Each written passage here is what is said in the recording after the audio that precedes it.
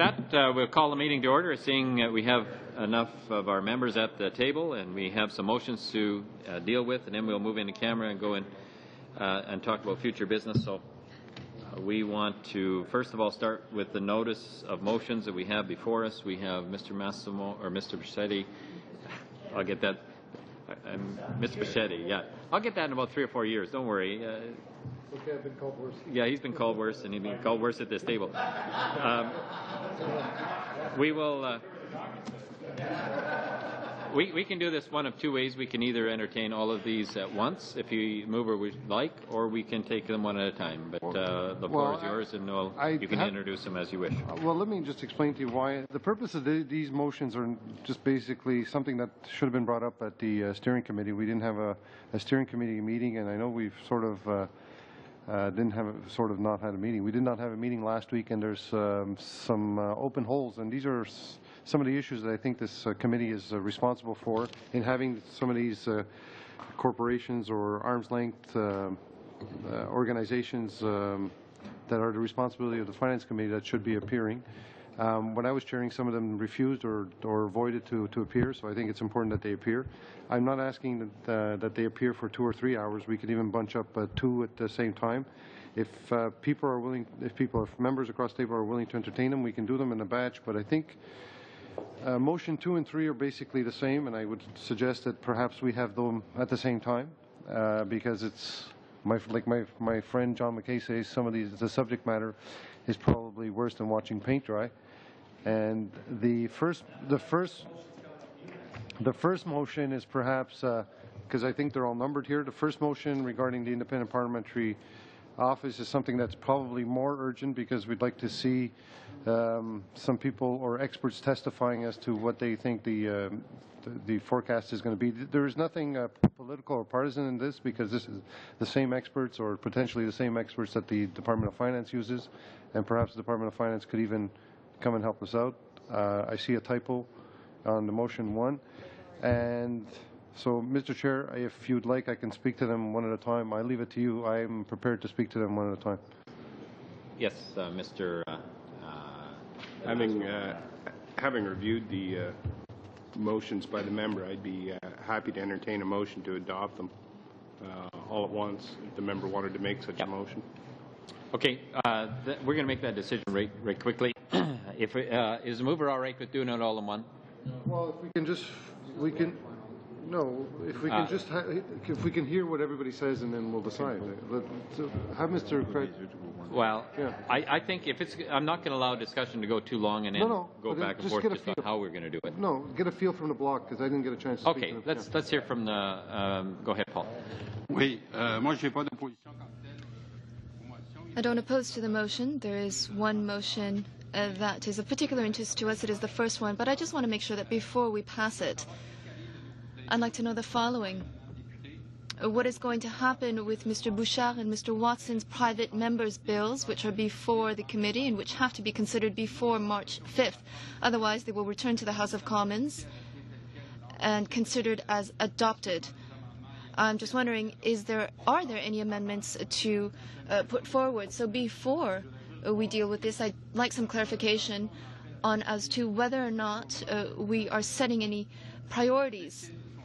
We have to decide on how we're going to dispense with the 2 pieces of legislation, and then we should go through the motions, or will we decide to go through the motions in numerical order?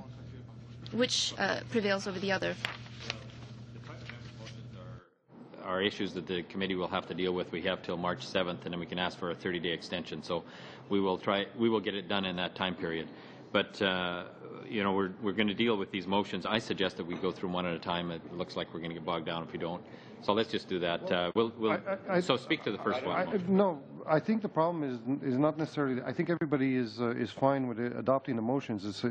This is in lieu of a steering committee. This could have been done in a steering committee, and then we could have given direction to the main committee. So I think the problem is in terms of priority. I think Mr. Craig's point is very valid in terms of setting what the priorities of the committees are. So if what I would propose, if it's easier for the committee, is that I just put forward motion number 1 and we table the other ones until we're ready.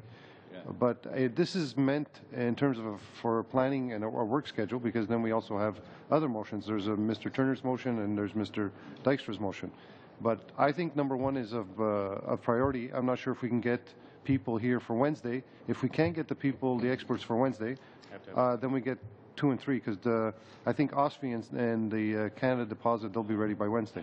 My suggestion is this to the committee, and your points are well taken. We should just decide whether we're going to do these and have them here, and then we can discern what is the best way, the quickest way to be able to get this all done. And if we need to do that in a steering committee, then I'm open to that, but I don't think that's the issue. I think the issue is to get them here and to get the motions done at the quickest possible time. So we'll accommodate that if you'd like, and we can discuss that actually in future business when we get into that part of the in-camera session. Well, if I may, with all due respect, we're here and we have 2 hours, so we have time to discuss it, not to go back to a steering committee. We determine the priority. So for me, the priority is already that's why I suggested that we do that in the second part of the agenda in the in-camera session. Okay. So that's why in the priorities, I did list them. For me, the priority is motion number 1, 2, 3, 4, and 5 in that order. Yes, I see that. So that is the priority in which, so if we can adopt them all, those are the priorities. But there is a logic to my madness, so if we can, yeah, it's remarkable, but if we can go, si on peut aller dans cette veine-là, I would appreciate it. We can spend about 20 minutes on that. I'd appreciate it. I think there's a consensus to adopt them, and then we can just go ahead for committee business. I hear there's a consensus to adopt them all 5. I don't hear any complaints with any of the 5. The 5, the 1, 2, 3, 4, 5. They're.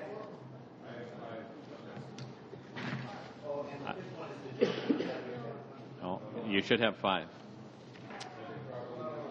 They're all numbered, yes.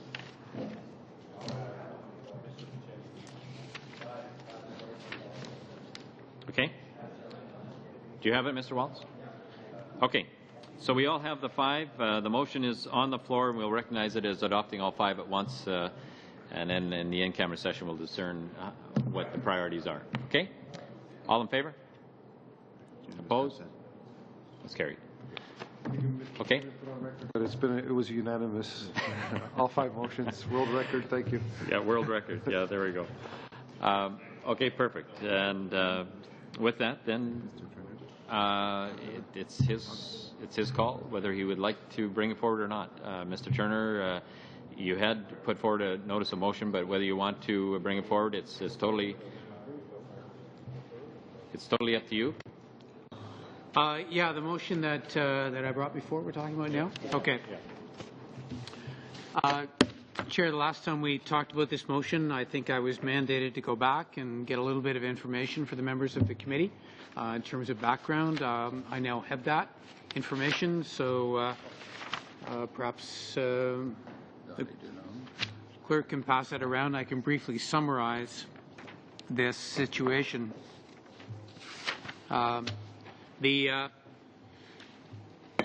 This issue goes back to 1998 when these employees were granted stock options to buy shares through a company benefit package, and that's when JDS Uniphase bought this company located on Vancouver Island. The value of the stock soared to $300, and these employees then had a very substantial capital gain that they would have had to pay tax on. As you guys remember, the dot-com bubble burst. The $300 stock collapsed. However, the tax liability remained. This is a situation that certainly was experienced by many Canadians in the dot-com and technology stock bubble of 2000 and 2001. These particular employees approached their member of parliament, who's now the Minister of Natural Resources. They asked if he would fight on their behalf. He did, and ultimately the minister was able to secure a remission order from his colleagues at the cabinet table, and this remission order set aside the tax liability on the part of these taxpayers. They are the only ones in Canada who received such a favorable tax ruling under this remission order. So this particular motion relates to whether this was astute or proper or legitimate move on the part of the cabinet, and whether this sends a signal out to other taxpayers that they should receive similar treatment under the law, because we have a taxpayer Bill of Rights which says that all Canadians should be treated equally under the law. And given the fact that this has now been unequal treatment, I think it behooves this committee to have a look at whether that was fair or not.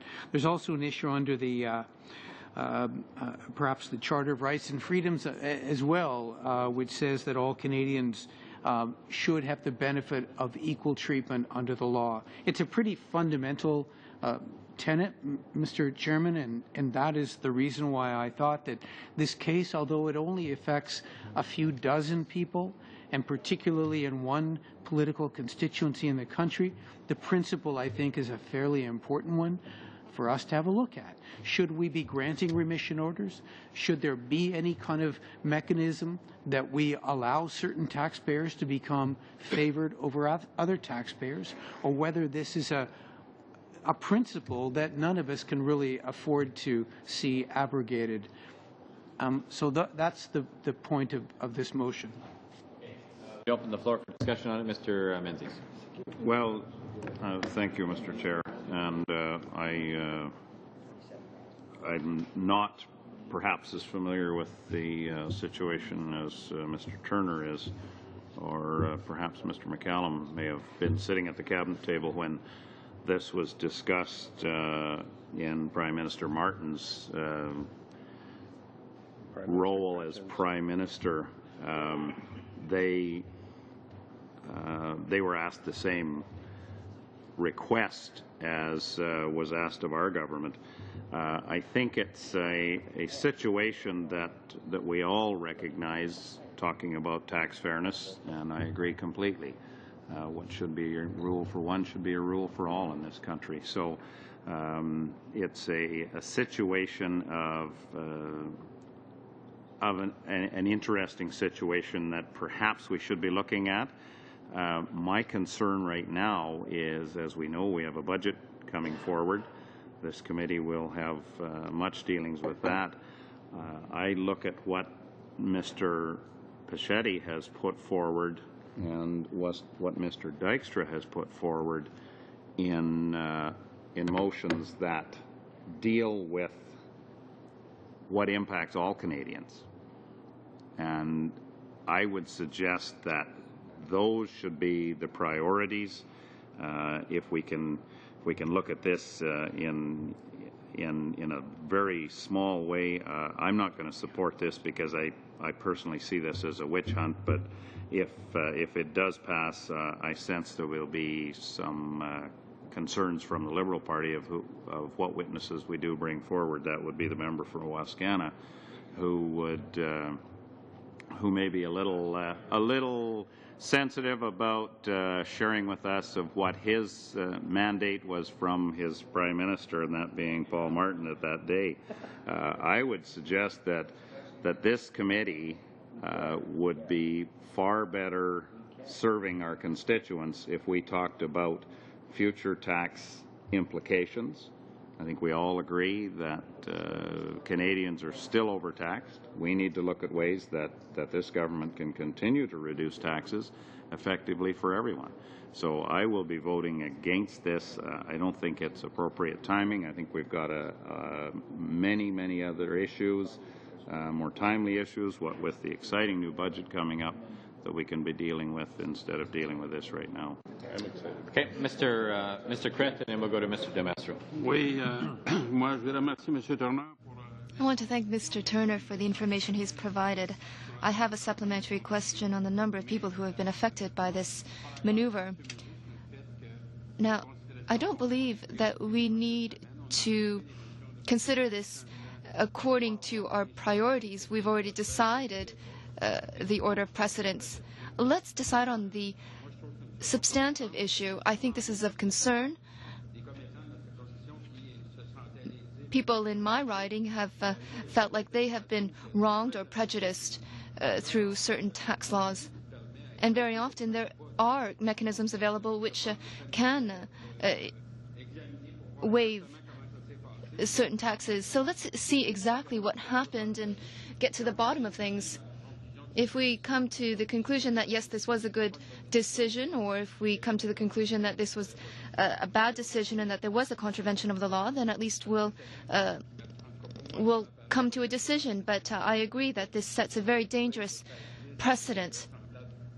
Or perhaps we will uncover that such orders have been issued many times before. But let's at least get to the bottom of things. Thank you, Mr. Chair. Mr. Chair, I'm concerned by the motion for a couple of reasons. First of all, I think it has the propensity to pit one group of Canadians against another. I don't think that's positive. Mr. Turner is well aware of this situation. He understands the extenuating circumstances that extended from this situation. Families that lost their homes, that received stock option payments in lieu of payment. These stock options did go up in value rapidly. They dropped in value even more rapidly. They had a gain on paper, but they never saw a dime of the money, and they had millions of dollars of tax liability with no ability to pay it whatsoever. The government, and indeed former Prime Minister Martin, was quoted publicly numerous times saying that he had obstructed the finance minister to fix the problem. We ran on a promise in 2005 and 6 to address this specific problem, not for everyone, but for this specific group that were terribly discriminated against by the tax laws in this country. It was a specific situation with extenuating circumstances. That's why the government acted. That's why the previous government thought the right thing to do was act, but they did not. I think that this motion only has the ability to pit groups of Canadians against each other. It's not a study that this committee should be entering into, and if the member decides to do so, he needs to understand his own party, his new party, is on the record of supporting this position, supporting this action, and when he ran in 2005, he specifically ran with this being part of the agenda of the party that was ultimately elected to government. Now he wants to do a study into it and pit Canadians against Canadians. I think that's awful. I don't think it's productive. I think we can find better ways to spend our time, and I strongly urge everybody on the other side of the table, don't do this. This is about people's lives. This is about families that couldn't pay their bills. This is about people that lost their homes through no fault of their own. That's what this is about.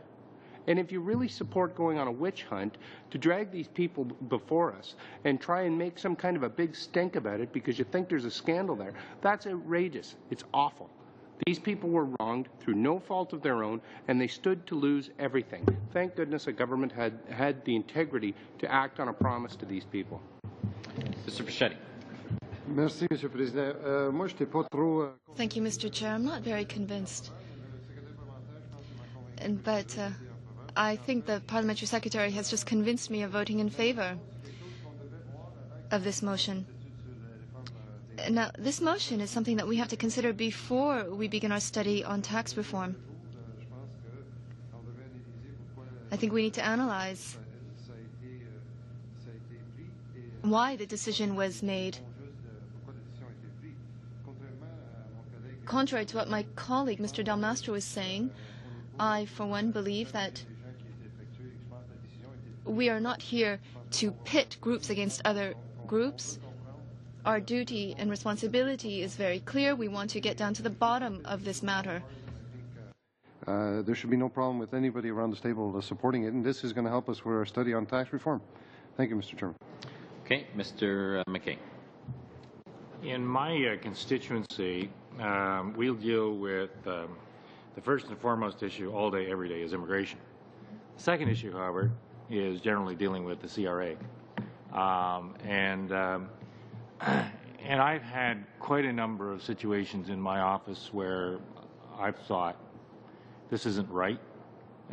People got caught between interpretations in the regulations and things of that nature, and I can't seem to get anywhere, and I can't seem to offer people solutions, and they've retained professional counsel either as accountants or lawyers in order to be able to try and get through their particular situation with the Canada Revenue Agency. So on the face of it, you have a preference which has been accorded to a particular category of taxpayers. I think there are times that an administrative solution is in fact the only solution, because you can't draft legislation which fixes all things for all people at all times. It's just impossible.